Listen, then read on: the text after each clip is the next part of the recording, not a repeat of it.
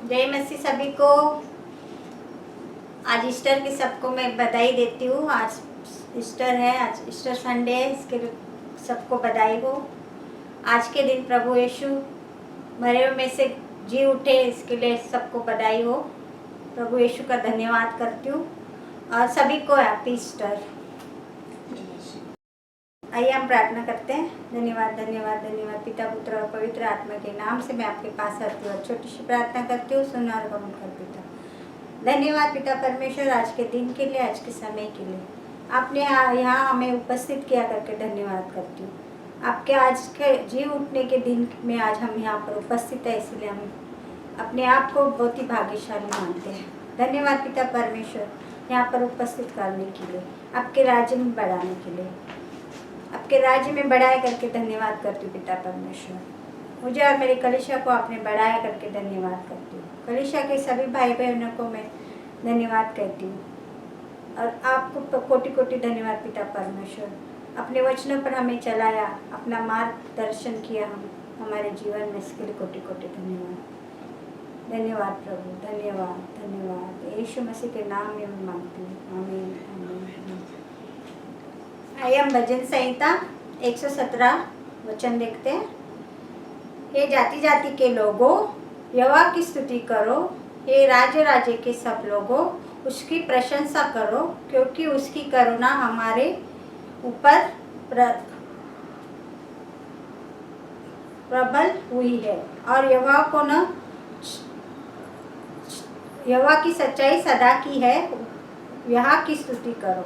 आमीन आमीन आमीन। धन्यवाद। हैप्पी ईस्टर सबको। हम सब खुश हैं, आप भी खुश होंगे ऐसी आशा रखते हैं, क्योंकि आज बहुत बड़ा दिन है। प्रभु यीशु मुर्दों में से जी उठे हैं, यानी कि मारे गए, गाड़े गए, तीसरे दिन जी उठे, वो आज का दिन है। और वो प्रभु यीशु मसीह जो हमारे पापों के लिए मारे गए और गाड़े भी गए, तीसरे दिन जी भी उठे और हमारे लिए पिता के दाहिने हाथ में बैठ के हमारे लिए मध्यस्थी की प्रार्थना कर रहे हैं। तो सबको हैप्पी ईस्टर। आओ हम प्रार्थना करते हैं। Hallelujah hallelujah hallelujah. धन्यवाद प्रभु यीशु, धन्यवाद प्रभु यीशु, धन्यवाद प्रभु यीशु। इस दिन के लिए मैं धन्यवाद देती हूँ, क्योंकि आप जीवित हुए प्रभु यीशु हमारे लिए। प्रभु यीशु सच में प्रभु यीशु आप जीवित परमेश्वर, तीनों लोगों के आप स्वामी हो प्रभु यीशु। मैं आपकी स्तुति करती हूँ प्रभु यीशु, आपके नाम को मैं ऊंचा उठाती हूँ प्रभु यीशु। मैं धन्यवाद करती हूँ प्रभु यीशु, धन्यवाद प्रभु यीशु, धन्यवाद के योग्य परमेश्वर हो प्रभु यीशु। आदि और अंत आप ही हो प्रभु यीशु, अल्फा और ओमेगा आप ही हो प्रभु यीशु, सारे सृष्टि के मालिक आप ही हो प्रभु यीशु। सच में प्रभु यीशु आकाश और पृथ्वी टल जाएगी, मगर आप हमेशा जीवित रहेंगे प्रभु यीशु। सब कुछ आपके पास है, सब कुछ आपके द्वारा है प्रभु यीशु। मैं धन्यवाद करती हूँ प्रभु, आज तक आपने मुझे संभाल के रखा है, इसलिए मैं धन्यवाद प्रभु यीशु। आज के दिन को मैं आपके हाथ में देती हूँ। हर एक बुराई से, हर एक महामारी से आपने हमें बचा के रखा है, इसलिए धन्यवाद प्रभु यीशु। प्रभु मेरे यहाँ से जो भी पाप अपराध हुए प्रभु यीशु, उन सारे पापों के मुझे क्षमा करके आपके पवित्र लहू से धो के शुद्ध करके प्रभु यीशु आपकी प्रार्थना की योग्य इसे बनाए, इसलिए धन्यवाद प्रभु यीशु।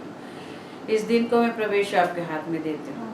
प्रभु यीशु कलीसिया के सारे लोगों को प्रभु यीशु आपके हाथ में देती हूँ। जितने भी इंग्लिश और हिंदी कलीसिया से जुड़े हुए लोग हैं प्रभु यीशु, उनके सबके परिवार है प्रभु यीशु, उन सबको आपके हाथ में देती हूँ।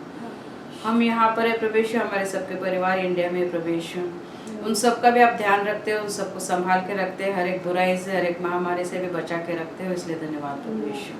उस भारत देश को भी प्रभु यीशु मैं आपके हाथ में देती हूँ प्रभु यीशु। कलीसिया से जुड़े हुए जितने लोग भी प्रभु यीशु, उन सबको आपके हाथ में देती हूँ। हिंदी और अंग्रेजी सभा को भी प्रभु यीशु मैं आपके हाथ में देती हूँ। हांगकांग देश को भी प्रभु यीशु आपके हाथ में देती हूँ प्रभु यीशु। हांगकांग देश को भी प्रभु यीशु आपने सुरक्षित रखा है, हर एक महामारी को प्रभु यीशु आपने इस हांगकांग देश से दूर किया है, इसलिए धन्यवाद प्रभु यीशु। जितने भी इस हांगकांग देश में प्रभु यीशु महामारी से जुड़े हुए लोग हैं प्रभु यीशु, कोरोना वायरस से जुड़े हुए लोग हैं, उन सबको जल्द से जल्द आप चंगाई देना प्रभु यीशु। सच में प्रभु यीशु सब कुछ आप करने वाले प्रभु यीशु, सब कुछ आपके नियंत्रण में है प्रभु यीशु। मैं धन्यवाद करती हूँ प्रभु यीशु। हम सबको आपके हाथ में देते प्रभु यीशु। जिनकी जो भी जरूरत है प्रभु यीशु आप पूरी करना। हम जो भी मांगते हैं प्रभु यीशु, मगर उन सब में प्रभु यीशु हमारी नहीं मगर आपकी इच्छा हमारे जीवन में पूरी करना। धन्यवाद प्रभु यीशु, धन्यवाद प्रभु यीशु। इस दिन के लिए मैं आपको धन्यवाद देती हूँ प्रभु यीशु, धन्यवाद प्रभु यीशु। आज के दिन आप जी उठे प्रभु यीशु, मृत्यु पर विजय पाई है प्रभु यीशु आपने। मैं धन्यवाद करती प्रभु यीशु, उस सामर्थ के लिए, उस ताकत के लिए प्रभु यीशु। धन्यवाद प्रभु यीशु। सारा आदर गौरव में मैं प्रभु यीशु में आपको देती हूँ। यीशु मसीह के नाम से मांगती हूँ, सुन और कबूल कर पिता। आमीन आमीन आमीन। धन्यवाद प्रभु यीशु। अब हम गीत गाते हैं, स्तुति आराधना करते हैं हम। स्वागतम पवित्र आत्मा, स्वागतम पवित्र आत्मा, स्वागतम पवित्र आत्मा, स्वागतम पवित्र आत्मा। तेरी ज्योति से हम प्रकाशमान हो जाते हैं, तेरी ज्योति से हम प्रकाशमान हो जाते हैं।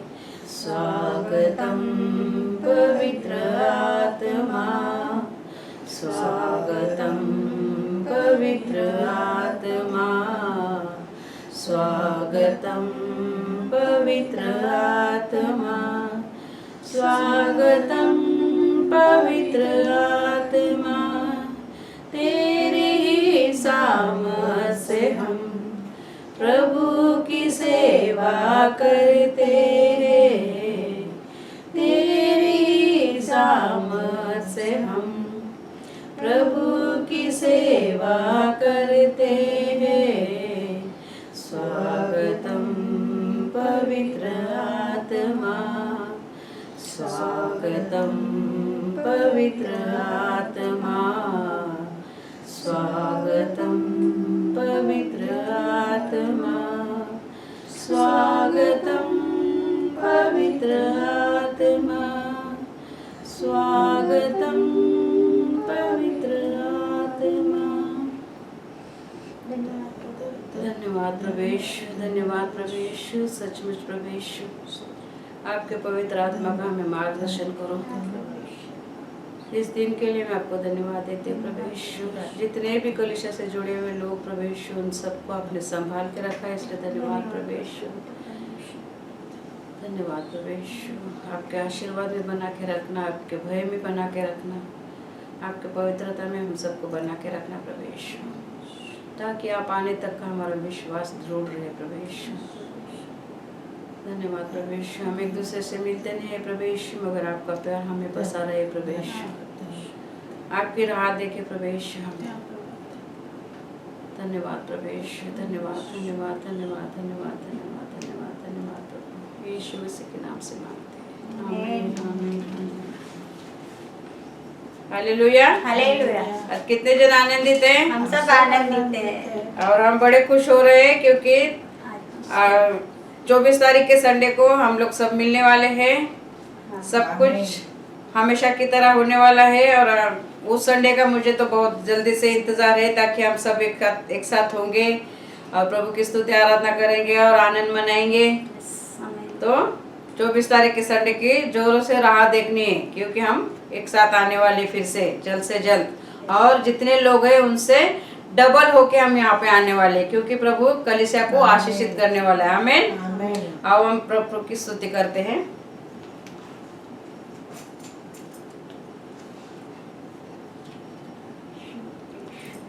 यीशु यीशु जिंदा हुआ,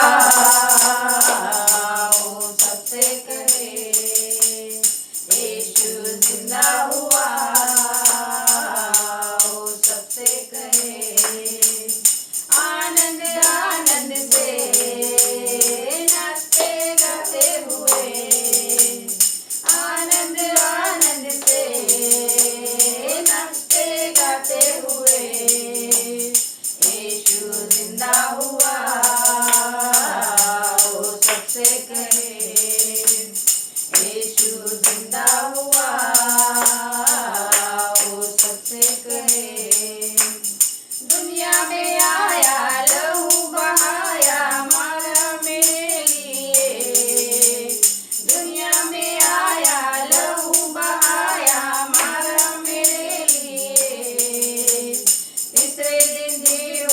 शैतान पर विजय हुआ, तोड़ को बंधन को। तीसरे दिन जी उठा जीवन, शैतान पर विजय हुआ, बंधन को तोड़ दिया। बोलो यीशु यीशु यीशु जिंदा हुआ, आओ सबसे कहे यीशु जिंदा हुआ, आओ सबसे कहे। आनंद आनंद से नाचते गाते हुए, आनंद आनंद से नाचते गाते हुए, यीशु जिंदा हुआ, वो सबसे कहे यीशु जिंदा हुआ, वो सबसे कहे। जो कोई आए उद्धार पाए, यीशु है दया सागर। जो कोई आए उद्धार पाए, यीशु है दया सागर।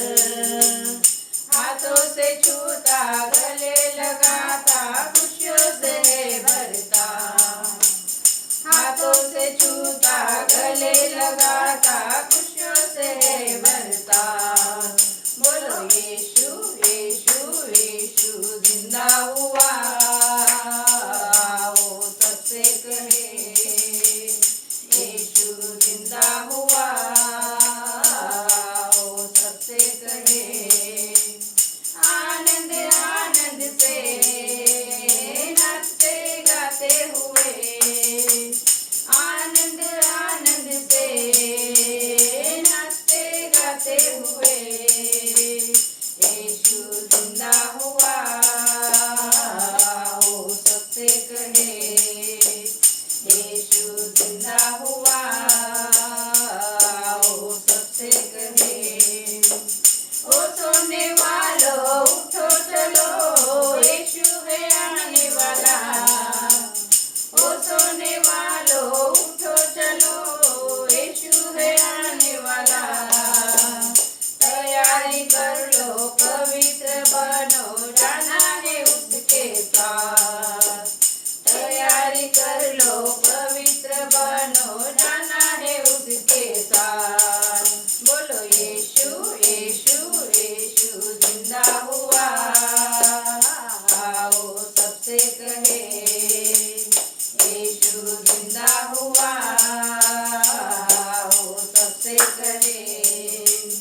आनंद आनंद से नाचते गाते हुए, आनंद आनंद से नाचते गाते हुए, बोलो यीशु यीशु जिंदा हुआ, वो सबसे कहे यीशु जिंदा हुआ, वो सबसे कहे यीशु जिंदा हुआ, वो सबसे कहे यीशु जिंदा हुआ, वो सबसे कहे। हालेलुया, यीशु मसीह जिंदा हुआ है। आमीन। मृत्यु पे विजय पाया है यीशु मसीह ने। यीशु मसीह की जय।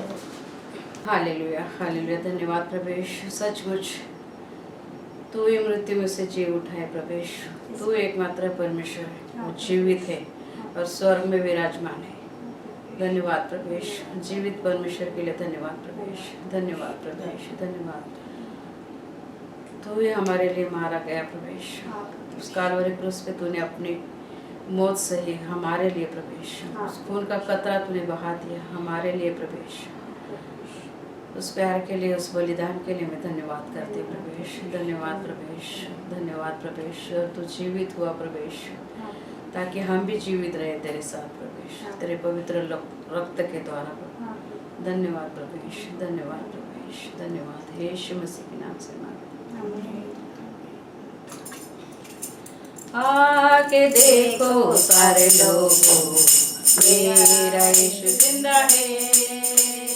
ओ जगत का उद्धार करता है, पापी को बचाता है।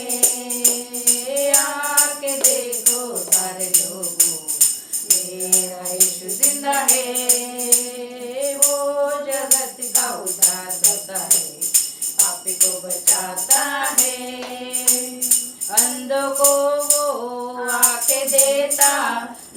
को वो चलाता है, बीमारों को चंगा करता, मुर्द को वो जिलाता है, अंध को वो आंखें देता, लंगड़ों को वो चलाता है, बीमारों को चंगा करता, मुर्द को वो जिलाता है। आके देखो सारे लोगों, मेरा यीशु जिंदा है, वो जगत का उद्धार करता है, पापी को बचाता है। आके देखो सारे लोगों, मेरा यीशु जिंदा है, वो जगत का उद्धार करता है, पापी को बचाता है। करके वादा हो गया है, एक दिन वो जग में आएगा, पापियों को छोड़ देगा, धर्मी को संग ले जाएगा। करके वादा हो गया है, एक दिन वो जग में आएगा, पापियों को छोड़ देगा, धर्मी को संग ले जाएगा। के देखो सारे लोगों, मेरा यीशु जिंदा है, वो जगत का उद्धार करता है, पापी को बचाता है।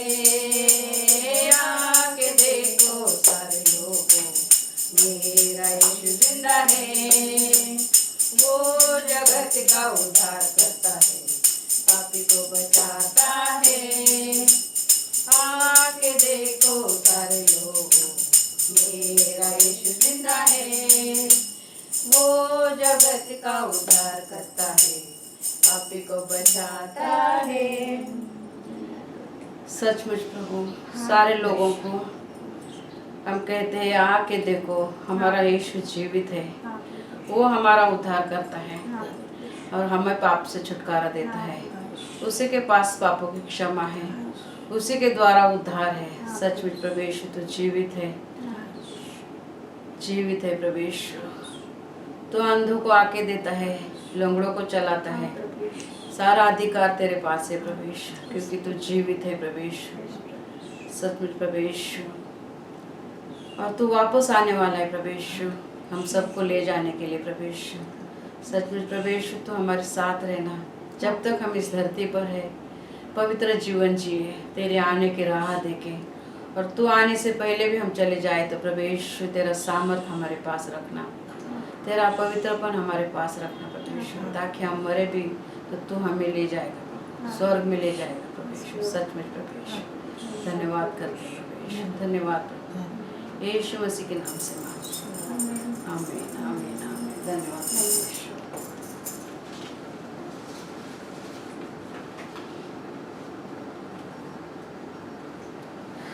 धन्यवाद प्रभु यीशु।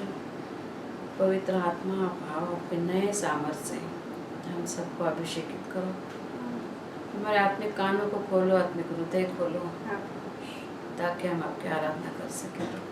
धन्यवाद प्रभु यीशु, धन्यवाद प्रभु यीशु। तेरा लहू बड़ा कीमती है प्रभु, तेरा लहू बड़ा कीमती है, तेरा लहू बड़ा कीमती है प्रभु, तेरा लहू बड़ा कीमती है, क्योंकि उस लहू में जो ताकत है, जिससे हम पाते हैं छुटकारा, क्योंकि उस लहू में जो ताकत है, जिससे हम पाते हैं छुटकारा। तेरा लहू बड़ा कीमती है प्रभु, तेरा लहू बड़ा कीमती है, तेरा लहू बड़ा कीमती है प्रभु, तेरा लहू बड़ा कीमती है।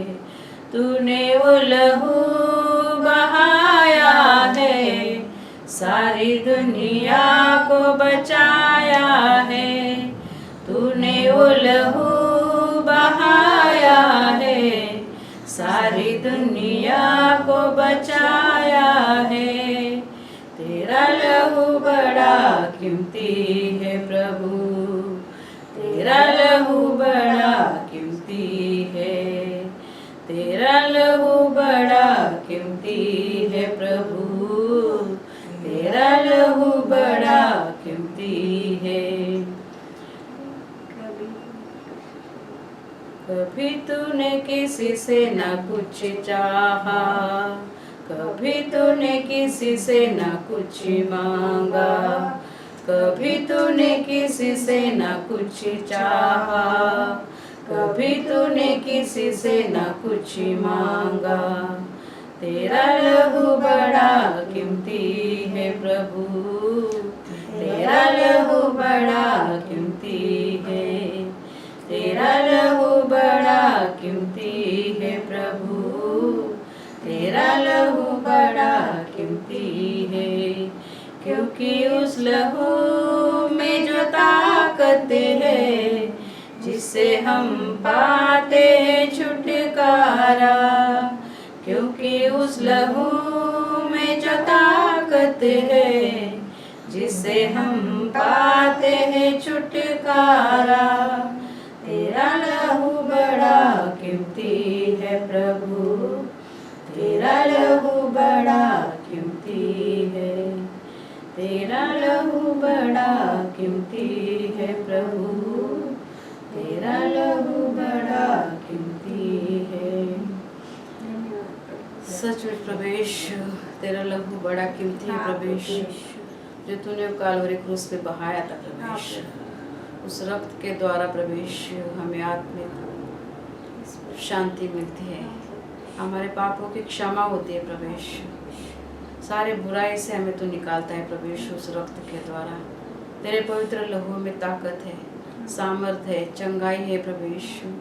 सच में प्रभेश, तेरे लहू के द्वारा तूने हमें बचाया है प्रभेश, तेरी सेवा के लिए तूने हमें चुना है प्रभेश।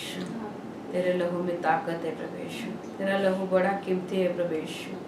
उस लहू की कीमत हम कभी नहीं चुका सकते प्रभेश। सचमुच प्रभेश, जो तूने हमारे लिए बहाया है प्रभेश, उस लहू की कीमत हम कभी भी नहीं चुका सकते प्रभेश, मगर तूने हमारे पापों की कीमत चुकाई है प्रभेश। तूने अपने लहू के द्वारा हमें खरीद लिया है प्रभेश। सचमुच प्रभेश, उस महान कार्य के लिए हम धन्यवाद देते हैं प्रभेश। धन्यवाद प्रभेश, धन्यवाद प्रभेश। यीशु मसीह के नाम से मांगते हैं, आमीन आमीन आमीन। जय मसीह। यीशु जीवन की सभी बहनों को मेरा बहुत बहुत प्यार, आपको और आपके परिवार वालों को मेरा बहुत बहुत आशीर्वाद। आशा करता हूं कि आप सब लोग खुशहाल होंगे, सुरक्षित होंगे और अपने कार्य में सब बिजी होंगे। और आज खास तौर पे आज ईस्टर है, तो आप सभी को, आपके परिवारजनों को, आपके दोस्तों को ईस्टर की बहुत बहुत शुभकामनाएं। Very happy Easter to you. आज का मैसेज शुरू करता हूं मैं एक कहानी से, लेकिन उसके लिए मैं आपको कुछ फोटो दिखाना चाहता हूं। तो ये फोटो देखिए, उसके बाद मैं आपको उसके बारे में कुछ बताऊंगा। ये जो फोटो आप देख रहे हैं, ये एक जादूगर की है, जो जिसके करतब काफी दुनिया में बहुत ही मशहूर थे। इसका नाम है हैरी हुडीनी। हो सकता है आप लोग में से बहुत लोग जानते हो इसके बारे में, सुना हो इसके बारे में। इसकी मृत्यु हुई थी अक्टूबर 1926 में। और ये किस लिए इतना मशहूर था?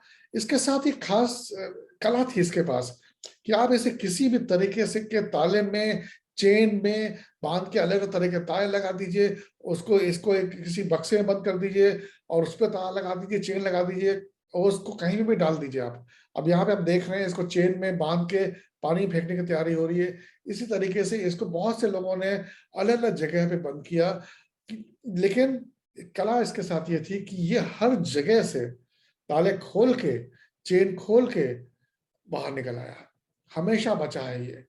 यहाँ तक कि लोगों ने इसको, जो बियर बैरल होता है ना, बियर जिसमें होती है, बियर बैरल होता है, उसके अंदर इसको किसी तरीके से फिट किया, चेन में बांध के और बाहर ताले लगाए, लेकिन वहां से मैं निकल आया। इसको ऐसी जेल में रखा गया जहां से कहते हैं निकलना नामुमकिन है, उस जेल से भी, इससे भी बाहर निकल आया ये। और भी मतलब सोचने की बात है कि ये कहा गया है कि इसको जो बड़े बड़े बर्तमान होते हैं, दूध के बर्तमान होते हैं, आपने देखे होंगे, दूध के बड़े बड़े बर्तमान होते हैं, उसके अंदर भी इसको बंद किया गया, सील कर दिया, लॉक लगा दिया, चेन लगा दिया, लेकिन फिर भी ये किसी न किसी तरीके से निकल आया बाहर। कैसे करता था मालूम नहीं, लेकिन इसके बारे में कहा जाता है कि ये बचपन से ऐसा करता था। हो सकता है बहुत शैतान रहा हो, और अब शैतानी की वजह से इसके माता पिता इसको हमेशा कमरे के अंदर बंद कर दिया करते थे, या वो तो अंग्रेज लोग थे तो वो लोग उनका अपनी अलमीरा के अंदर बंद कर देते होंगे, या उनका जो कमरे होते हैं, सेलर होते हैं, उसमें बंद कर दिया उन्होंने। तो इसको हो सकता है इसको आदत हो गई थी, हर दिन ही बंद होता था बेचारा, जिसकी वजह से इसने इसने ये हुनर सीख लिया कि वहां से कैसे बाहर निकले। मुझे भी याद है जब हम छोटे थे बचपन में, मम्मी हमारी हमें स्टोरों में बंद करती थी, और लेकिन हमारे दिमाग में कभी नहीं आया कि वहां से कैसे निकलना है। हो सकता है इसलिए कि कभी कभी ऐसा होता था, बहुत कम कम समय ऐसा होता था जब हमें ये सजा मिलती थी। हो सकता है इसके साथ काफी होता हो, इसने इसलिए इसने इस हुनर के ऊपर इसको हुनर बना लिया अपना, और इतना ज्यादा कर लिया कि ये फेमस हो गया। खैर बहरहाल, आपको मालूम नहीं होगा, हो सकता इसको कब्र के अंदर भी गाड़ा गया था, कॉफिन के अंदर बंद करके, चेन लगा के, लॉक लगा के कॉफिन बनाया गया, कॉफिन के ऊपर चेन लगाई गई और उसके बाद से गाड़ दिया गया, लेकिन फिर भी ये वहां से जिंदा निकला। 1926 में जब ये मरने वाला था, तब इसने अपनी पत्नी से बोला कि अब मेरी मृत्यु होने वाली है, मैं मरने वाला हूं, लेकिन मैं वापस आऊंगा, मैं वापस आऊंगा। बेचारी पत्नी ने इसके यकीन किया, क्योंकि हमेशा अलग अलग जगह से निकल के आता आता था, ये वापस जरूर आता था, तो उसने इसकी बात पे यकीन किया, और 1 साल तक उसने इसकी जो फोटो थी उसके सामने वो कैंडल जला के रखती थी कि मेरा पति जरूर वापस आएगा, क्योंकि होदीनी ने बोला था कि 1 साल के बाद जब एनिवर्सरी होगी तब मैं आऊंगा, जब मेरी हमारी डेथ एनिवर्सरी होगी तब मैं आऊंगा। और 1 साल निकल गया, 2 साल निकल गया, 3 साल निकल गया, ऐसे करते करते 10 साल निकल गए। वो वापस नहीं आया, वो वापस नहीं आया। इंसान वापस नहीं आ सकता है अगर वो मृत्यु को मृत्यु उसे मिल चुकी है, तो वापस नहीं आ सकता है। अगर आप देखें तो हम बहुत से ऐसे बिल्डिंग्स हैं जो बनी हैं, आप पहचानते होंगे इनको, अकबर का, हुमायूं का, मुमताज महल और शाहजहां का। और ये अगर बाहर देखें तो मिस्र में जो जो पिरामिड है, ये क्या है? ये बहुत खूबसूरत इमारतें हैं, हमें इनकी जिज्ञासा होती है, हमें जाने का मन करता है, खास तौर पर ताजमहल, जिसको बोलते हैं कि ये मोहब्बत के बारे में है। तो हम जाते हैं वहां पे, देखते हैं, मिस्र में जाते हैं, मिस्र में का विज्ञान में मेरी जाने की बहुत इच्छा है। मिस्र में है, वहां पे भी क्या है, ये सारी चीजें कब्र है, ये सारी चीजें कब्र है। अगर आप इनमें खोदें, खुदाई करेंगे, इनमें देखेंगे अंदर क्या है, तो हो सकता है आपको इंसान के अवशेष मिले। तो ये कब्र हैं जिनको यहाँ पे गाड़ा गया था, उनके अवशेष आपको वहां मिलेंगे। दोस्तों, एक ऐसी कब्र है, सिर्फ एक ऐसी कब्र है जहां पे एक इंसान को 2000 साल पहले गाड़ा गया था, और वहां पे आज भी अगर आप खुदाई करें तो वहां पे कोई अवशेष नहीं मिलेंगे, कोई अवशेष नहीं मिलेंगे। यहाँ पे मैं अपने पास्टर एंड्रूज मोजेस जो हमारे पास्टर थे उनका उनका ग्रेव दिखा रहा हूँ, और दूसरी तरफ मैं अपने पिताजी की ग्रेव भी दिखा रहा हूँ। अगर आप इनमें भी खुदाई करेंगे तो इनमें भी आपको पास्टर एंड्रू के अवशेष मिलेंगे। हो सकता है मेरे पिता, जो कि 40 साल पहले उनकी मृत्यु हो गई, कि मेरी बहन है जो फोटो में है, तो जब वहां पे गई थी ये, तो उसने फोटो खींच के भेजी थी। तो अगर हम यहाँ भी खुदाई करेंगे तो हम आपको भी वही अवशेष मिलेंगे, इंसान के अवशेष मिलेंगे, और कुछ नहीं। लेकिन जैसे मैं बोल रहा था, एक ऐसी कब्र है जहां पे आपको अवशेष नहीं मिलेंगे। 2000 पहले यहाँ पे किसी को गाड़ा गया था, और आज वहां जब खुदाई करते हैं तो वहां पे आपको अवशेष नहीं मिलेंगे, क्योंकि तीसरे दिन वो वहां से जी उठा, तीसरे दिन वो जी उठा। ये जो आपको दिख रहा है, ये एक चर्च टाइप का चर्च के अंदर एक छोटा सा चर्च बनाया हुआ है, और जो यीशु का जो कब्र है उसको पूरा घेर घेर के बनाया गया है। मैं जब इजराइल गया था तो मैं भी यहाँ पे गया था, और मैंने वहां पे देखा, और अंदर जो है, अंदर ऐसा है, अंदर वहां पे ऐसा है, वहां पे यीशु नहीं है, यीशु का अवशेष नहीं है, क्योंकि यीशु तीसरे दिन जीवित हो चुका, जीवित हो चुका। यही दूतों ने, जब मरियम जब मेरी वहां पे गई थी और ईस्टर के सवेरे जब वहां पहुंची थी, तो दूतों ने उससे यही बोला कि तुम यहां से क्यों ढूंढ रही है, वो जीवित है, वो जी उठा है, वो मृत लोगों में नहीं है।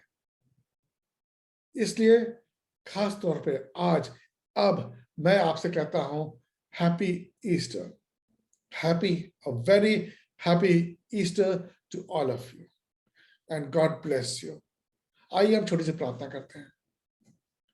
प्रभु यीशु मसीह तेरा धन्यवाद देते हैं खुदावन कि हम मृत परमेश्वर की आराधना नहीं करते हैं।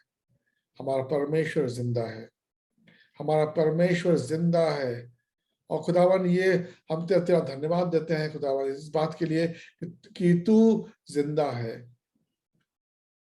और तेरी जिंदगी में खुदावन हमें जिंदगी मिलती है, हमें नया जीवन मिलता है। खुदावन, आज जब इस ईस्टर के मौके पर हम आपके सामने एकत्रित हुए हैं, मैं ये चाहता हूँ खुदावन, आपसे मांगता हूँ कि हमारी सारी बहनों को, उनके परिवारजनों को, उनके दोस्तों को, चाहे जहां पर भी हो, चाहे वो हांगकांग में हो, चाहे वो इंडिया में हो, चाहे कहीं किसी भी देश के कोने में हो, दुनिया के कोने में क्यों ना हो खुदावन, तो उनको आज आशीषित कर, उनके ऊपर अपना हाथ रख खुदावन। खुदावन, इस समय को हम तेरे हाथ में सौंपते हैं खुदावन। आज जो भी हम वचन सीखें, समझें खुदावन, ऐसा कुछ कर खुदावन कि वह हमारे हृदय में आ जाए खुदावन, और हमें समझ में आए खुदावन, और हम उस शब्द को खुदावन अपने जिंदगी में इस्तेमाल कर सकें, ताकि हम खुदावन इस लायक बन सकें कि तेरे पास आए, तेरे गुणगान गा सकें खुदावन। तो खुदावन, ये समय तेरे हाथों में सौंपते हैं, तो उससे मांगते हैं कि जो भी इस वचन को सुन रहा है वो आशीषित हो। तेरे पाक नाम से मांगते हैं, आमीन, आमीन, आमीन, आमीन, आमीन, आमीन। आपको क्या लगता है, ईस्टर बड़ा है या क्रिसमस? ईस्टर की क्या महत्वता है, क्या इंपॉर्टेंस है ईस्टर की? अगर देखा जाए तो क्रिसमस को पूरी दुनिया मनाती है, और अलग अलग तरीके से मनाती है, लेकिन कुछ चीजें हैं जो कि दुनिया के हर कोने में हर बच्चा, हर इंसान मनाता है, और उसी तरीके से मनाता है। अब आप देख लीजिए, क्रिसमस पे आपको सेंटा क्लॉज, हर बच्चे को सेंटा क्लॉज, हर फैमिली को सेंटा क्लॉज के बारे में मालूम होता है। हर घर में, हर मॉल में, गली गली कोने में आपको एक क्रिसमस ट्री सजी हुई मिलेगी, आपको मॉल जो सजे हुए मिलेंगे, आपको लोग देखेंगे गिफ्ट्स ले जाते हुए, जो कि एक दूसरे से वो एक्सचेंज करते हैं। आपको हर जगह कैरल सुनाई देंगे, क्रिसमस कैरल सुनाई देंगे। लेकिन सोचने वाली बात यह है कि हम क्रिसमस कैरल्स तो होते हैं, ईस्टर कैरल क्यों नहीं होते? तो क्या लगता है आपको, ईस्टर बड़ा है या क्रिसमस बड़ा है? ईस्टर पे क्या होता है? आप सोचिए, ईस्टर पे क्या होता है? ईस्टर पे ईस्टर एग होता है, लिलीज होती हैं, लिलीज जो कि नए जीवन को उधार दिखाती हैं। वाइट सफेद सफेद लिलीज लोग लेके जाते हैं घरों में, चर्च में लेके चर्च सजाए जाते हैं सफेद लिलीज के साथ। ईस्टर एग्स होते हैं। ईस्टर एग क्यों होते हैं? ईस्टर एग नए जीवन के बारे में बताते हैं कि नया जीवन उत्पन्न हो रहा है। और आजकल तो ईस्टर बनी भी होता है, खरगोश। अब वो क्यों होता है ये मुझसे मत पूछे, क्योंकि मुझे नहीं मालूम है कि ईस्टर बनी का महत्व ईस्टर से या किस तरह जुड़ता है ईस्टर से, मुझे कोई आइडिया नहीं इसके बारे में। लेकिन आपको क्या लगता है, अगर दोनों चीजों की तुलना करें, क्रिसमस में क्या क्या होता है और ईस्टर में क्या क्या होता है, तो आपको दिखेगा कि क्रिसमस जो है उसमें बहुत सी चीजें होती हैं, क्रिसमस में बहुत सी चीजें ईस्टर में कम होती हैं। तो क्या इसका ये मतलब है कि ईस्टर क्रिसमस की तुलना में नीचे है? बिल्कुल नहीं, बिल्कुल नहीं। मैं आपको समझाता हूं क्यों नहीं। बल्कि ईस्टर क्रिसमस से ज्यादा महत्वपूर्ण है। और क्यों है? ठीक है, आप क्रिसमस मनाते हो, फर्ज कीजिए आपने क्रिसमस मनाया। क्रिसमस क्या है? यीशु का जन्म। चलो, यीशु का ने जन्म लिया, वो जिया, उसने वचन दिया, उसने उन लोगों को चंगाई दी, उसने चमत्कार किए, सब कुछ किया। आखिर में वो ये मान के चलिए क्रूस पे चढ़ाया गया, क्रूस से मर गया। ठीक है, क्रूस पे वो सारी चीजें हुई, चार चीजें। पर्दा फट गया, मंदिर का पर्दा फट गया, कब्रों में कब्रें खुल गई, उसमें से जो संत लोग थे बाहर निकल आए, चारों तरफ अंधेरा छा गया, अर्थक्वेक आ गया, ये चारों चीजें हो गई। और उसके बाद होने के बाद यीशु मसीह को कब्र में डाल दिया गया, बात खत्म। कब्र बंद हो गई, बात खत्म। कोई ईस्टर नहीं हुआ, कोई पुनर्जन्म नहीं हुआ उनका। तो क्या होता? इतिहास में हम पढ़ते एक ऐसे इंसान के बारे में जो कि अच्छा इंसान था, जो लोगों के लिए भलाई करता था, जिसको लोगों ने अपने जाल में फंसा के उसको उसको उसको मार डाला। मारने के बाद उसे एक कब्र में गाड़ दिया गया। हो सकता है उस कब्र में जाके लोग कैंडल जलाते, वहां पे ऐसी कुछ चीजें करते, या हो सकता है उसके ऊपर क्रिसमस एक चर्च बना देते, वहां पूजा होती। लेकिन क्या होता उससे? यीशु मसीह का जिक्र सिर्फ सिर्फ इतिहास में रह के रह जाता कि वो एक अच्छा इंसान था। ये कहीं से भी साबित नहीं होता कि वो परमेश्वर का बेटा था, वो मसीहा था। वो कैसे साबित होता है कि वो परमेश्वर का बेटा था और मसीहा था? जब उसने पुनर्जन्म, जब वो जीवित हुआ। पिता परमेश्वर ने अपने पुत्र को तीसरे दिन जीवित किया। तो अगर ईस्टर नहीं होता तो क्रिसमस का कोई महत्व नहीं होता। क्रिसमस होता भी तो उसका कोई महत्व नहीं होता। ईस्टर की वजह से क्रिसमस का महत्व है। और यही नहीं, अगर ईस्टर नहीं होता तो हम लोग, आप और हम, एक मरे हुए परमेश्वर की आराधना कर रहे होते। क्या उसको देखा जाए तो बाकी जो जो जो भगवान है, जो जो जो गॉड है, बाकी लोग जो जिसकी पूजा करते हैं, उनकी तुलना में यीशु भी एक होते, एक भगवान होते, और कुछ नहीं। लेकिन क्या चीज ऐसी जो है जो उनको अलग करती है बाकी भगवानों से, बाकी गॉड से? वो है उनका जी उठना। उनका जी उठना साबित करता है कि यीशु मसीह परमेश्वर के पुत्र थे, पुत्र हैं। पिता, पुत्र, पवित्र आत्मा का हिस्सा है वो, और वो शुरू से हैं। शुरू से, जब से सृष्टि शुरू हुई है उससे भी पहले से वो हैं, और अंत तक वो रहेंगे। अल्फा भी वही है, ओमेगा भी वही है, आदि भी वही है, अंत भी वही है। तो दोस्तों, ईस्टर हमारे लिए बहुत बहुत बहुत खास है, बहुत खास है। तो आइए हम देखते हैं आज ईस्टर हमारे लिए, आपके लिए, मेरे लिए ऐसी क्या चीज करता है, ऐसी क्या चीज हमें देता है, हमारे लिए क्यों महत्वपूर्ण होना चाहिए। आइए हम ये कुछ चीजें देखते हैं यहाँ पे। तो पहले चीज जो हम देखेंगे वो ये है कि ईस्टर की वजह से आपके और हमारे जो पाप हैं वो धुल जाते हैं। आपके हमारे पाप धुल जाते हैं। अगर आप सोचा जाए, आप ध्यान से इसको सोचे और शांति से सोचे इस बारे में, तो हमने ऐसे बहुत से चीजें बोली हैं, की हैं, जो गलत है, जो हमारा दिल कहता है कि गलत है। दिल ही दिल में हमें लगता है हमें ऐसा नहीं करना चाहिए था, मैंने उसके साथ गलत किया, मैंने उसके साथ गलत किया। काश मुझे एक मौका मिलता कि वो चीज जो मैंने गलत की थी उसको मैं ठीक कर सकूं। मैंने अपनी जिंदगी में, मैंने कई बार इस चीज बारे में सोचा, आज तक मैं सोचता हूँ। एक छोटे सा उदाहरण देता हूं मैं आपको। एक बार मैं और जया ट्रेन में, मुंबई ट्रेन में ट्रैवल कर रहे थे, और एक बहुत छोटी सी तुच्छ सी बात है, लेकिन मुझे नहीं मालूम मेरे ऊपर क्या हुआ कि वहां पे एक सीट खाली थी, एक सीट खाली थी। तो जया मेरे साथ थी और जया की तबीयत नहीं ठीक थी। तो मैंने जया से बोला कि तुम जल्दी से बैठ बैठ जाओ वहां पे। और जया जाके वहां पे बैठने ही वाली थी कि एक इंसान जो है, थोड़ा सा बुजुर्ग इंसान वहां पे आया और एकदम से जया को हल्का सा पुश करता हुआ वो जाके वहां बैठ गया। अब जया मेरी बीवी है उस समय, मतलब मुझे बहुत बुरा लगा। और जया चुपचाप आके मेरे पास आके खड़ी, नहीं नहीं कोई बात नहीं, कोई बात नहीं, बोले कोई बात नहीं, उनको जरूरत थी, वो बैठ गए, वो बुजुर्ग। लेकिन मुझसे तो नहीं रोका गया। मैंने उसे बहुत बहुत बहुत बहुत उल्टी सीधी बातें सुनाई वहां पे सबके सामने।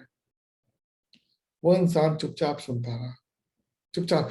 जया मुझे समझाने की कोशिश करती रही, लेकिन पता नहीं मेरे अंदर क्या हो गया था कि इतना ज्यादा मुझे लगा, ये मुझे अपमानित सी चीज लगी कि मेरी बीवी वहां बैठने वाली थी, तुम कैसे आके वहां पे बैठ सकते हो। दोस्तों, उस समय तो बहुत गुस्सा आया और काफी समय, मतलब उस दिन तो ऐसे ही रहा मेरे साथ। लेकिन कुछ समय बाद जब परमेश्वर में मैं आया, प्रार्थना की, उसे सुकून मांगा, तब मैंने रियलाइज कि मैंने क्या किया है, ये क्यों किया मैंने ऐसा, क्यों किया मैंने ऐसा।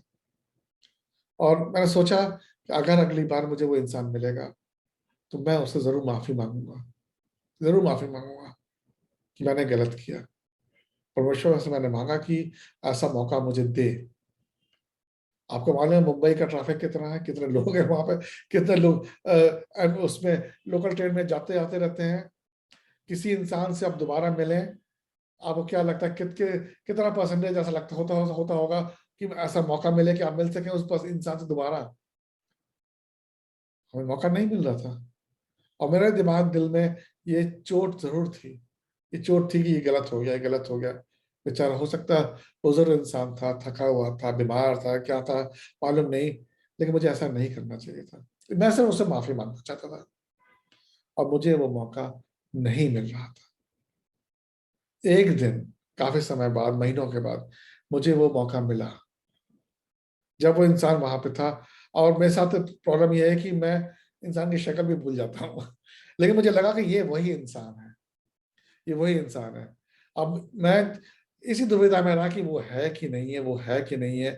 मैं उसको, पहले मैं बैठा हुआ था तो मैंने बैठ के उसको अपनी सीट दे दी। फिर मैंने सोचा मैं उससे खड़ा होकर जब उसके पास खड़ा रहूंगा तो मैं उससे बोलूंगा कि भाई उस दिन ऐसा हुआ था, मुझे माफ कर दो, मुझसे गलती हो गई। दोस्तों, मैं सिर्फ सीट दे पाया, मैं उसे बोल नहीं पाया, मैं बोल नहीं पाया। आज तक मुझे लगता है क्यों नहीं बोला मैंने उससे, क्या फर्क पड़ता।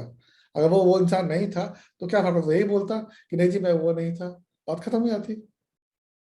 लेकिन आज तक मुझे लगता है मैंने उस दिन, मुझे मौका मिला था तो मुझे ये बोल देना चाहिए था। तो कहने का तात्पर्य ये है दोस्तों कि यीशु मसीह ने जब सूली पे चढ़े तो उन्होंने अपने कंधों पर हमारे सारे पाप ले लिए, हमारी सारी गलतियां ले ली और हमें माफी दी, हमें माफी दी। तो वो हुआ गुड फ्राइडे के दिन, ठीक है। लेकिन अगर यीशु मसीह जीवित नहीं होता तो वो हमें, जो हमारी जो माफी है वो पूरी नहीं होती, संपूर्ण नहीं होती। माफी देने का तात्पर्य क्या था, क्यों माफी हमें चाहिए थी? ताकि हम यीशु मसीह के सामने आ सके, उसके राज में आ सके। और अगर हम नहीं आते, अगर हम यीशु मसीह पर विश्वास नहीं रखते, हमें इंसान पर विश्वास नहीं, हमें इंसान पर विश्वास नहीं रखना, हमें यीशु मसीह पर विश्वास रखना है जो कि परमेश्वर का बेटा है।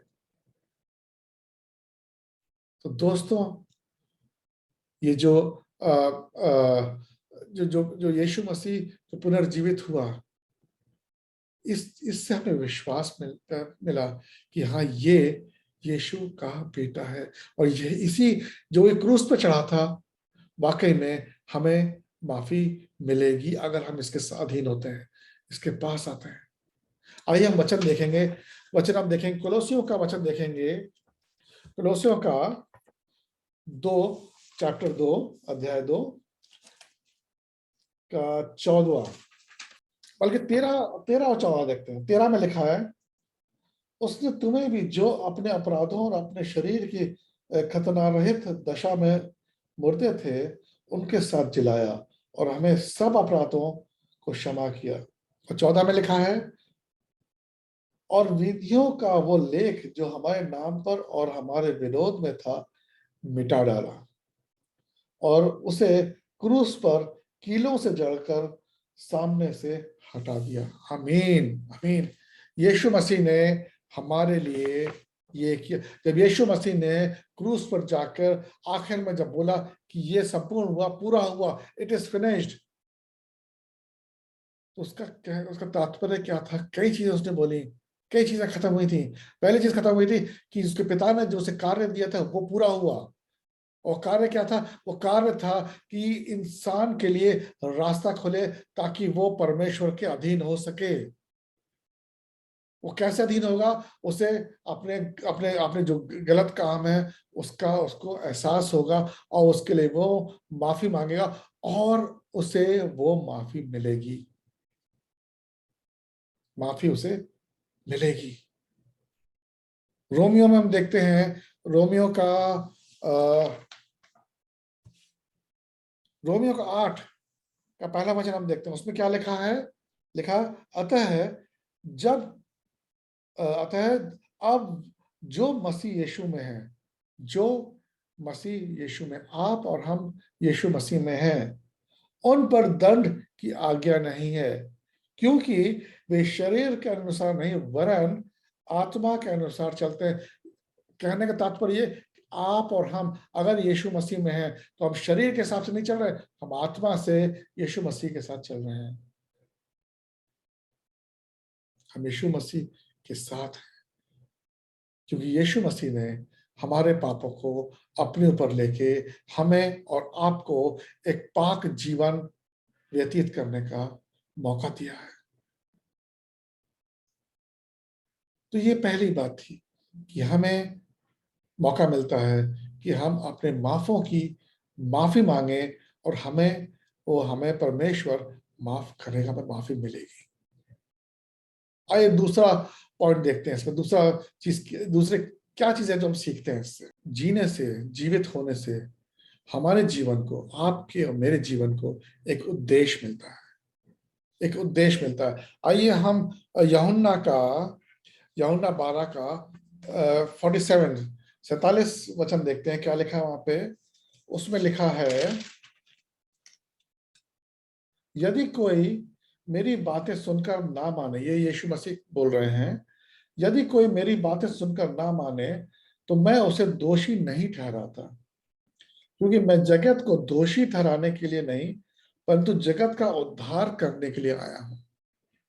तो यीशु मसीह क्यों आया था? आपको क्या लगता है यीशु मसीह क्यों आया था? मरने के लिए?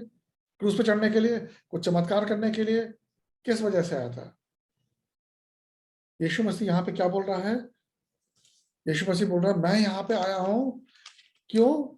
क्योंकि इस दुनिया का उद्धार करने के लिए, उनके लिए। मैं फिर से पढ़ता हूं, सुनिए इसको ध्यान से। यदि कोई मेरी बातें सुनकर ना माने तो मैं उसे दोषी नहीं ठहराऊंगा। तो वो इस संसार को दोषी ठहराने नहीं आया था, लेकिन वो क्यों आया था? क्योंकि मैं जगत को दोषी ठहराने के लिए नहीं परंतु जगत का उद्धार करने के लिए आया हूं। वो जगत का उद्धार करने के, जगत में कौन है? जगत में आप हैं, मैं हूं। जगत में हम लोग हैं जो परमेश्वर के बनाए हुए लोग हैं। वो हमारा उद्धार करने के लिए आया है। आगे हम देखते हैं, पौलुस बोलता है रोमियो का 5:8 देखते हैं। चलिए रोमियो का 5:8 देखते हैं। रोमियो के 5:8 में पौलुस बोलता है, परंतु परमेश्वर हम पर अपनी प्रेम की भलाई इस रीति से प्रकट करता है कि जब हम पापी ही थे तभी मसीह हमारे लिए मारा गया। मैं फिर से पढ़ता हूं, ध्यान से सुनिए इस चीज को। परंतु परमेश्वर हम पर अपने प्रेम की भलाई इस रीति से प्रकट करता है कि जब हम पापी ही थे तभी मसीह हमारे लिए मारा गया। आगे हम और देखते हैं, रोमियो का ही हम देखते हैं, रोमियो 10:9। रोमियो का 10 अध्याय 10 का 9वां वचन क्या कहता है? 9वां वचन कहता है कि यदि तू अपने मुंह से यीशु को प्रभु जानकर अंगीकार करे और अपने मन में विश्वास करे कि परमेश्वर ने उसे मरे हुए में से जिलाया, तो तू निश्चय उद्धार प्राप्त करेगा। उद्धार। अगर मैं आपसे पूछूं कि यीशु पृथ्वी पर क्यों आया, तो आपको जवाब मालूम है। वो आया था लोगों का उद्धार करने के लिए, आपका मेरा उद्धार करने के लिए। वो क्रूस पे मारा गया, उसने अपने आप को बलि चढ़ाया, सिर्फ इसलिए कि आपका हमारा उद्धार कैसे होगा? हमारा उद्धार होगा जब हम अपने पापों को देखें, समझें, माने कि हाँ हमने गलत किया, हमारे लिए हमसे ये गलत चीज हो गई है। और जब हम इस चीज को जाने तो हम पश्चाताप करें, परमेश्वर के पास आए, उसके अधीन, उससे बोले परमेश्वर ये हमसे गलती हो गई, हमें माफ करो। उसके कोड़े खाने से हमें माफी मिलेगी, उसके जो लहू बहाया उसने क्रूस पर, उससे हमें माफी मिलती है, उससे हमारे जो पाप हैं वो धुल जाते हैं। लेकिन हमारा विश्वास तभी अटल होता है जब यीशु मसीह जीवित होता है। हमारा विश्वास जो है दृढ़ तभी बनता है जब ये मानते हैं कि हाँ परमेश्वर पिता ने यीशु मसीह को पुनर्जीवित किया और वो जीवित है। अगर जीवित नहीं होता तो वो इंसान होता, लेकिन वो उसे पुनर्जीवन मिला, वो दोबारा उस कब्र से बाहर निकला है वो, और वो जीवित है, आज भी जीवित है, अंत तक वो जीवित ही रहेगा। वो परमेश्वर है। तो हमारा जो विश्वास है परमेश्वर पे वो अटल रहता है। अगर हम किसी इंसान पर विश्वास करते हैं तो हमारा जो जो विश्वास है वो डगमगा सकता है कि पता नहीं वो इंसान ही तो है, हम जैसा ही तो है। लेकिन जब परमेश्वर पर विश्वास रखते हैं, अरे परमेश्वर खुदा वो सब कुछ कर सकता है, उसके हाथों में सब कुछ है, सारे पावर उसके पास है, उसके अधीन है। तो जब उस पर विश्वास करते हैं तो हमें लगता है हाँ वो करेगा, वो कर सकता है। इंसान नहीं कर सकता है लेकिन वो कर सकता है, वो कर सकता है। यीशु मसीह ने यह भी हमसे बोला था यूहन्ना में 10:10 में। अगर हम देखेंगे तो यूहन्ना 10:10 में उसने हमसे बोला, परमेश्वर ने हमसे क्या बोला था? हमसे बोला था उसने, चोर किसी और काम के लिए नहीं परंतु केवल चोरी करने के लिए और घात करने के लिए और नष्ट करने के लिए आता है, इसलिए मैं आया कि वे जीवन पाए। और सिर्फ जीवन नहीं, आम जीवन नहीं, कैसा जीवन? और बहुतायत में पाए, कम में नहीं बल्कि बहुतायत में पाए। यीशु मसीह चाहता है कि हमें जो मिले बहुतायत में मिले, हर चीज हमारे पास होनी चाहिए, हमारे हर चीज होनी चाहिए, हर खुशी, किसी भी खुशी से हम महरूम ना रहो। यीशु मसीह आया ताकि हमें हमारे पापों की क्षमा मिले, और जब हमें क्षमा मिलेगी तो हमें परमेश्वर से अनंत काल जीवन का वरदान मिलता है। अनंत काल जीवन, दोस्तों, अनंत काल जीवन के मुकाबले कुछ भी नहीं है। हम इस लायक नहीं है, देखा जाए तो हम इस लायक नहीं है कि हमें अनंत काल जीवन मिले, ये परमेश्वर कहता है। बल्कि मैं बोलूंगा कि हम इस लायक हमें अनंतकाल जीवन मिले, कहाँ पे? नरक में, स्वर्ग में नहीं। कि हमने इतने पाप किए हैं, हम रोज पाप करते हैं। पहली चीज हमने आज क्या सीखी कि उसके जीवित होने से हमें पापों की क्षमा मिलती है। दूसरी चीज हमने क्या सीखी कि हमारे जीवन का उद्देश्य हमें मिलता है। उद्देश्य क्या है? कि हमें उसके अधीन होके उसके जो उसने बोला है, जैसा उसने बोला है, उस पर चलना चाहिए। उसका वचन जो कहता है हमें वो करना चाहिए। दोस्तों, बहनों, यीशु मसीह परमेश्वर का हमारे जीवन के लिए एक उद्देश्य है। उसने हमारे लिए कुछ सोचा हुआ है। कभी ये अपने दिमाग में कभी मत लाना कि पता नहीं मेरा क्या होगा, कैसे होगा। जो होगा परमेश्वर, अगर हम परमेश्वर के अधीन है तो जैसा परमेश्वर ने हमारे लिए सोचा है, बनाया है, वो वैसा ही होगा। इसमें आप देखिए इफिसियों के दूसरे अध्याय में हम 10वां वचन पढ़ते हैं। उसमें क्या लिखा है? उसमें लिखा है, क्योंकि हम उसके बनाए हुए हैं और मसीह यीशु में उन भले कामों के लिए सृजे गए जिन्हें परमेश्वर ने पहले से हमारे लिए करने के लिए तय किया था। सब कुछ उसने पहले से तय किया हुआ था। हम जब अपनी माँ के गर्भ में आने से पहले से परमेश्वर ने हमारे लिए एक प्लान बनाया हुआ है कि हमें क्या करना है, कैसे करना है, कैसे कैसे करेंगे। वो बात अलग है कि हम उसके प्लान में अलग लगाते हैं, जब अपने दिमाग से सोचते हैं, उसके वचनों के हिसाब से नहीं चलते हैं।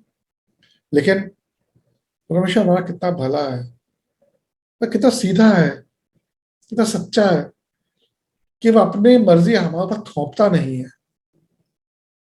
वो कहता है कि तुम अगर मेरे पास आते हो अपनी मर्जी से, अपनी खुशी से, अपने दिल से, तो वो बहुत खुश होता है। वो बहुत खुश होता है। लेकिन अगर आपको कोई जबरदस्ती लेके आता है, नहीं तुम्हें चलना है, तुम्हें ये करना है, तुम्हें वो करना है, और तुम, जैसे पुराने जमाने में होता था, अगर तुम यीशु मसीह के पास आओगे, उसके अधीन होगे, तुम कन्वर्जन लोगे, ईसाई बनोगे, तुम्हें नौकरी दी जाएगी, या तुम्हारी शादी करा दी जाएगी, या तुम्हें घर दिया जाएगा। ये सब लालच की बातें हैं। लोग लालच में आके उन्होंने ये सारी चीजें, ये सारे ईसाई बने, वो यीशु में आए वो, लेकिन उनका दिल जो था ना, उसमें यीशु नहीं था, क्योंकि उनका तो लालच था। वो लालच की वजह से आए थे। ऐसे बहुत से लोग हैं। अपने हिंदुस्तान में ऐसा बहुत हुआ है, पूरे देश, पूरे विश्व भर में ऐसा बहुत हुआ है। परमेश्वर चाहता है कि हम उसके अधीन, उसके पास आए, अपनी मर्जी से आए। जो आखिरी आखिरी किताब है, जो हमारे, जो बाइबल की, जो कि इसको बुक ऑफ रेवलेशन बोलते हैं, इसमें कि प्रकाशित वाक्य जिसे बोलते हैं हम हिंदी में, प्रकाशित वाक्य, उसमें ये लिखा है कि यीशु मसीह बोल रहा है कि मैं तुम्हारे दिल के दरवाजे पर खड़ा होकर दस्तक दे रहा हूं। अगर तुम दरवाजा खोलोगे तो मैं अंदर आऊंगा और तुम्हारे साथ बैठ के खाना खाऊंगा। ये दरवाजा ऐसा दरवाजा है जो आपको खोलना है। वो खोल सकता है, लेकिन वो खोलेगा नहीं। वो तोड़ सकता है दरवाजा, एक शब्द बोलेगा तो दरवाजा गायब हो जाएगा, लेकिन वो नहीं बोलेगा, क्योंकि वो कहता है मैं तुम्हारे दरवाजे तक पहुंच गया हूं और मैं खटखटा भी रहा हूं। लेकिन दरवाजा खोलना किसे है? तुम्हें। तुम्हें उसको आमंत्रित करना है अपने घर में, अपने दिल में, अपने रोजमर्रा के कामों में, हर चीज में यीशु मसीह को, आपको, मुझे उसे आमंत्रित करना है। वो आने को तैयार है। दोस्तों, तो दूसरा पॉइंट ये था कि यीशु मसीह हमारे उनका जो जो जीवित हुए, वो एक पर्पस के लिए था। उसका एक मकसद था। वो मकसद है हमारे जीवन का उद्देश्य। आपका जीवन का उद्देश्य क्या है? सोचने वाली बात है। सोचिए इस बारे में, आपके जीवन का उद्देश्य क्या है। तीसरी बात जो मैं आपसे कहना चाहता हूं वो ये है कि जो जो यीशु मसीह का जीवित होना, वो हमें, जो हमारा जो फ्यूचर है, जो भविष्य है हमारा, वो हमें सिक्योर करता है। वो हमारे लिए सुरक्षित करता है, हमारा भविष्य सुरक्षित करता है। अगर सोचा जाए, एक सर्वे लिया जाए, मान लीजिए आप बहनें हैं, आप चर्च में हैं, आपसे मैं पूछता हूं कि आपको क्या लगता है कि क्या आपको यीशु मसीह के राज्य में आने की अनुमति मिलेगी? अगर मिलेगी तो किस वजह से मिलेगी? यीशु मसीह की जो जो राज्य में आने के लिए आपको क्या करना चाहिए, क्या करना पड़ेगा? अगर मैं आपसे पूछता हूँ तो उसमें हो सकता है आप लोग में से अलग अलग तरह के जवाब आएंगे। अगर मैं आपसे अलग अलग अलग ले जाके पूछता हूँ तो अलग अलग लोग अलग अलग जवाब देंगे। हो सकता है कुछ लोग बोलें कि कि जो हमारे कार्य हैं, अच्छे कार्य की वजह से मिलेगा? नहीं पास्टर, आपको नहीं मालूम, मैं जो जो पैसे, जो मुझे पैसे मिलते हैं उसमें से मैं इन इन लोगों को दान देती हूँ, इन लोगों के लिए खा देती हूँ, इन लोगों ने अच्छाई करती हूँ, मैं अपना कीमती समय निकाल के लोगों के पास जाती हूँ, उनकी सेवा करती हूँ, सारे अच्छे काम, सारे अच्छे काम करती हूँ। लेकिन परमेश्वर ये नहीं बोलता कि आपके अच्छे कामों की वजह से आपको परमेश्वर के घर में प्रवेश नहीं मिलेगा, प्रवेश नहीं मिलेगा। कुछ लोग हैं जो सोचते हैं जब तक कि मैं अपने जो भी चीज कर रहा हूं उसमें मैं सिंसियर हूं, उसे अच्छी तरह कर रहा हूं, उसकी वजह से मुझे मुझे परमेश्वर के राज में जाने की जगह मिलेगी। नहीं, बिल्कुल नहीं। ये तो वही बात हो गई ना कि मान लीजिए एक पायलट है, उसने सोचा कि नहीं, मैं पायलट हूं, मुझे मुझे जहाज चलाना आता है, तो मैं अपने लिए एक जहाज बनाऊंगा। वो जहाज बना सकता है, उड़े ना उड़े वो पक्का नहीं है, क्योंकि उसे सिर्फ उसको जहाज चलाना आता है, उसे बनाना नहीं आता है। तो लोगों को कभी कभी ऐसा होता है कि नहीं, अगर मैं दिल में मैंने निश्चय कर लिया कि नहीं मैं ऐसा करूंगा तो मैं ऐसा करके रहूंगा। ऐसा नहीं होता है। कुछ लोग ऐसे हैं जो सोचेंगे कि पहले मैं ड्रिंक करते थे, मैंने स्मोक करते थे, मैंने गलत काम किए, मेरे गलत मुंह से गलत शब्द निकलते थे, मैं दूसरों को कोसते थे, ये सारी चीजें अब मैंने करना बंद कर दिया है। तो मेरी जिंदगी में जो गलत चीजें थी वो मैंने उसमें कटौती कर दी या खत्म कर दी है। इस वजह से मुझे स्वर्ग में जगह मिलेगी। दोस्तों, नहीं नहीं नहीं, नहीं मिलेगी। और इसके लिए वचन भी, वचन में कई वचन है इसमें, इस बारे में, जो बोलते हैं कि आपके अच्छे कामों से भी आपको नहीं मिलेगी, ना ही आपके बुरे काम है उसे कम करने से या खत्म करने से आपको परमेश्वर में जगह नहीं मिलेगी। कुछ लोगों को लगता है कि पास्टर मैं तो रोज चर्च आती हूँ, मैं हर संडे चर्च आती हूँ, हर संडे आके गाने गाती हूँ, हर संडे आके मैं वचन पढ़ती हूँ, मैं घर पर जाके प्रार्थना करती हूँ, तो जो मुझसे बोला गया है करने को मैं करती हूँ। लेकिन सोचने की बात है, अगर आप ये सारी चीजें कर रहे हो क्योंकि आपसे ये बोला गया है और ये आपके दिनचर्या का एक हिस्सा बन गया है, सवेरे उठ के ब्रश करना, सवेरे उठ के बाथरूम जाना, सवेरे उठ के नहाना, कपड़े बदलना, काम पे जाना, खाना खाना, दो लोगों से बातचीत करना, व्हाट्सएप मैसेज देखना, उसका जवाब देना, वापस घर आना, खाना बनाना, खाना खाना, सो जाना, इनके कार्य के साथ साथ आप क्या बोल रहे हो, संडे को मैं चर्च जाना, बाइबल पढ़ना, प्रार्थना करना। अगर ये इस ढर्रे में है कि एक रिचुअल है, अरे करना है, करके खत्म करो, तो दोस्तों गलत है, आप गलत हो। इससे भी आपको यीशु मसीह के द्वार में जगह नहीं मिलेगी, नहीं मिलेगी। कुछ लोग सोचते हैं अरे भाई मैं तो ईसाई परिवार में पैदा हुआ, अरे मेरे मेरे फादर जो है वो तो पास्टर हैं, तो मुझे तो ऐसे ही मिल जाएगी रास्ता, मुझे कुछ बोलने की जरूरत करने की जरूरत ही नहीं। पहली चीज तो ये कि मैं ईसाई गरीब घर में पैदा हुआ, दूसरी चीज ये कि मेरे पास्टर ईसाई हैं, इसलिए मैं जो भी करूं कोई फर्क नहीं पड़ता। जब मैं मरूंगा तो मैं ऊपर जाऊंगा, परमेश्वर मेरे लिए दरवाजे खोलेगा, और वहां के जो दूत होंगे मेरे लिए फूलों की बरसात करेंगे और मुझे मुझे वेलकम किया जाएगा। ना, बिल्कुल नहीं, ऐसा नहीं होने वाला, ऐसा नहीं होगा। और कुछ लोग ऐसे भी हो सकता है उनमें से बोले क्यों नहीं मिलेगी मुझे जगह? अरे ठीक है, मैं पूरी तरीके अच्छा अच्छा नहीं हूँ, अच्छी नहीं हूँ, लेकिन कम से कम मैं उससे तो अच्छी हूँ। अरे वो तो बहुत बुरी है, अरे वो तो बहुत खराब है, उससे तो अच्छे हूं मैं, उस उस जैसे काम तो नहीं करते हम लोग। आपको नहीं मालूम पास्टर कि वो क्या क्या उल्टी सीधी काम करते हैं वो लोग। तो यहाँ पे आता है तुलना करना, उसकी तुलना में हम बेहतर हैं इसलिए मुझे वहां पे जगह मिलेगी। फिर से कहता हूं दोस्तों, नहीं, ऐसा नहीं है, नहीं मिलेगी, नहीं मिलेगी। आपको जगह कैसे मिलेगी? आपको जगह परमेश्वर का राज में तभी मिलेगी जब आपका रिश्ता परमेश्वर के साथ जुड़ता है। आप बच्चे, परमेश्वर पिता, जब पिता और बच्चे एक होते हैं, आपका रिश्ता बनता है एक दूसरे के साथ, उस रिश्ते के नाती आपको वहां जाने की अनुमति मिलती है। और रिश्ता कैसे कायम होगा? परमेश्वर ने अपना लहू बहाया, उस लहू से हमें हमें ढक लिया और हमारे पापों को छिपा लिया।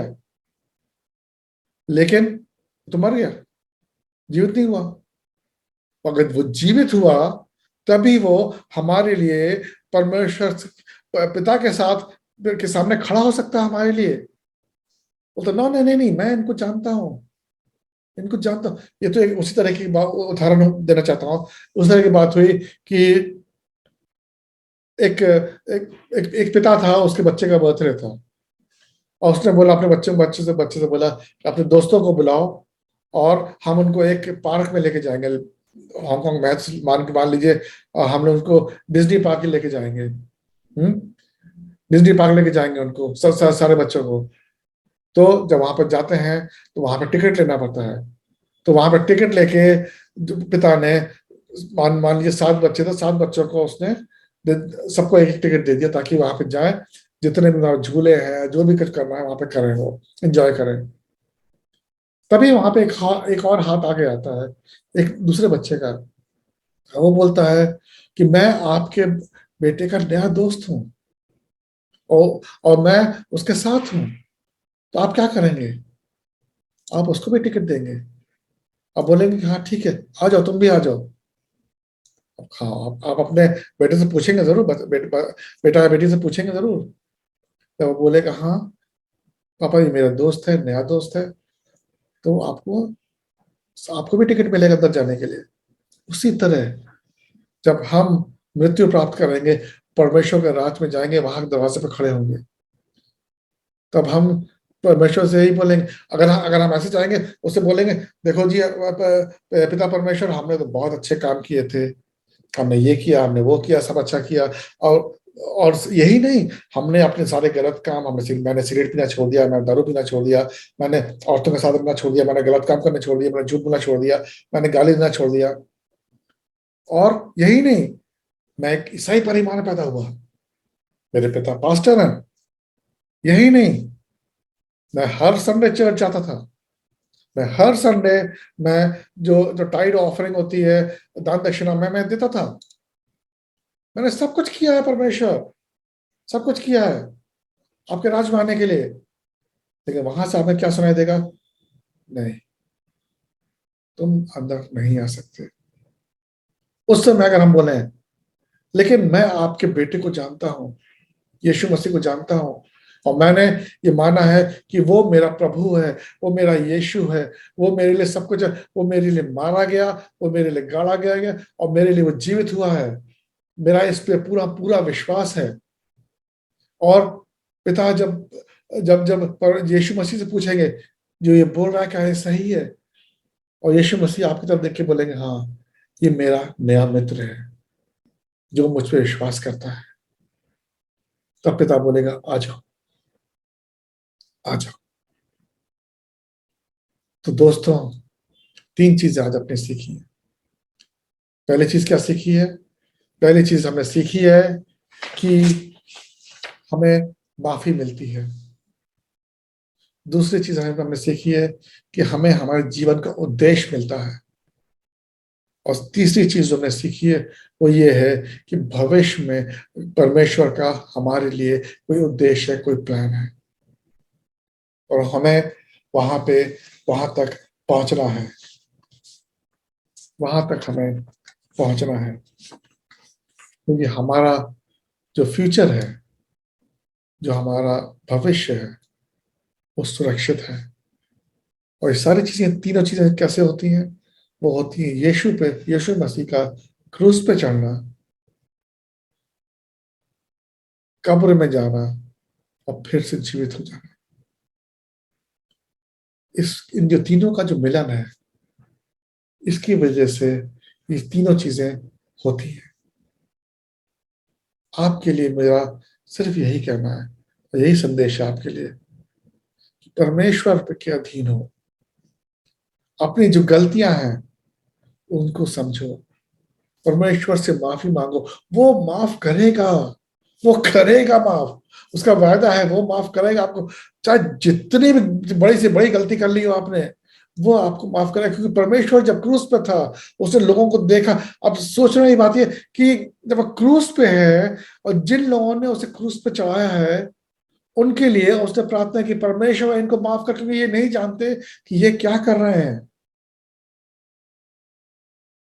जब वो परमेश्वर उनको माफ कर सकता है, सोचने वाली बात है। देख, सोचिए जरा, कितने मार खाई, कितनी जिल्लत सहन की उसने, उसे मुकुट पहनाया गया, खून बह रहा था, उसके शरीर से सारा खून बह चुका होगा तब तक। ऊपर से उसको बोला गया कि अपना क्रूस लेके इतनी दूर तक, कैलवरी तक जाओ। वो ले किसी तरीके से वो पहुंचा है वहां पे, और वहां पे उसे नेल कीलें गाड़ दी गई, पैर पे, हाथ पे। वो यही काफी नहीं था, वहां पे भी बैठे बैठे जो लोग थे वहां पे बोला थे, अरे तू परमेश्वर है, नीचे आ, अपने आप को बचा ले, देखेंगे इलाजा कैसे बचाता है तुझे, कौन कैसे बचाता, तू परमेश्वर का बेटा है। वहां के जो रोमन सोल्जर तो हंस रहे थे, उसका जो कपड़ा था, वो रोब जैसे बोलते हैं, वो उसको वहां पे आपस में बांट रहे थे, कौन उसको अपने घर लेके जाएगा। हर तरीक तरफ से, उसके बावजूद भी परमेश्वर ने वहां पे खड़े होके क्रूस पे लगे हुए उसने पिता से मांगा, पिता इन्हें माफ कर, क्योंकि ये नहीं जानते कि ये क्या कर रहे हैं। मेरे दिल को तो इस बात बहुत छूती है। वहां पे एक ऐसा इंसान था जो रोमन सोल्जर्स का जो जो सबसे ऊपर जो था, कमांडर जो था, जिसको सेंचुरियन बोलते हैं, वो वहां पे था। उसने सारी चीजें देखी, उसके पास कोई चारा नहीं था, उसे देखना ही देखना था। उसे, उसका काम यही था कि किसी तरीके से यीशु मसीह का को क्रूस पे चढ़ाया जाए, क्योंकि रोमन गवर्नर ने इस चीज का आदेश दिया था, और आदेश का पालन करना उसका काम था। वही वो कर रहा था, उसके जरिए उसको वहां रहना पड़ा, उसको सुनना पड़ा। उसने जब ये सुना होगा यीशु मसीह को बोलते हुए, उसका दिल पसीज गया होगा, अरे मैंने इसके लिए इतना बुरा किया, फिर भी ये मेरे लिए, हमारे लिए पिता से माफी मांग रहा है। किस तरह का इंसान है ये। इसीलिए उसके दिल से, जब यीशु मसीह ने अपने प्राण त्यागे, उस इस रोमन सोल्जर जो था, जो जो उनका सरदार था, उसके दिल से आह निकली, उसके मुंह से बोल बोल दिया उसने ये चीज कि वाकई में ये परमेश्वर का बेटा था। ये उसकी गवाही थी। उसका क्या हुआ हमें नहीं मालूम। दोस्तों, आपकी गवाही क्या है? आप क्या बोलते हो कि वाकई में यीशु मसीह परमेश्वर का बेटा है, जो मारा गया, गाड़ा गया, तीसरे दिन जीवित हुआ? दोस्तों, ये जो वचन है आज के लिए, आपको मुझे उम्मीद है कि आपको इस चीज की, ये चीज इसके बारे में एहसास दिलाएगा कि उसका जो फिर से जीवित होना एक आम बात नहीं है, एक बहुत ही खास बात है। खास बात है आपके लिए, मेरे लिए, हम सब के लिए। तो आगे फिर से मैं आपसे बोलूंगा, अपने पापों को पहचानो, उनका पश्चाताप करो, उनके लिए माफी मांगो, माफी मिलेगी, जरूर मिलेगी। और दूसरी चीज जो हमने देखी है आज, वो देखी है कि परमेश्वर के राज में जाने के लिए सिर्फ अच्छे काम पूरे नहीं है, सिर्फ ईसाई घर में पैदा होना काफी नहीं है, सिर्फ चर्च में आना काफी नहीं है, टाइड और ऑफरिंग देना काफी नहीं है, बाइबल पढ़ना काफी नहीं है, सिर्फ जिसे बोलते हैं प्रेयर करना काफी नहीं है, या जो दिनचर्या के कार्य है उसके समान इसको मान के चलना काफी नहीं है। हमारे लिए जरूरी है कि हम परमेश्वर के साथ अपना संबंध बनाएं, उसको माने कि तू हमारा पिता है। अगर हम ये मानेंगे तो वो बोलेगा तुम मेरे बेटे हो, तुम मेरी बेटी हो, आओ। मुझे उम्मीद है आप इस वचन के बारे में सोचेंगे और समझने की कोशिश करेंगे। आइए प्रार्थना करते हैं।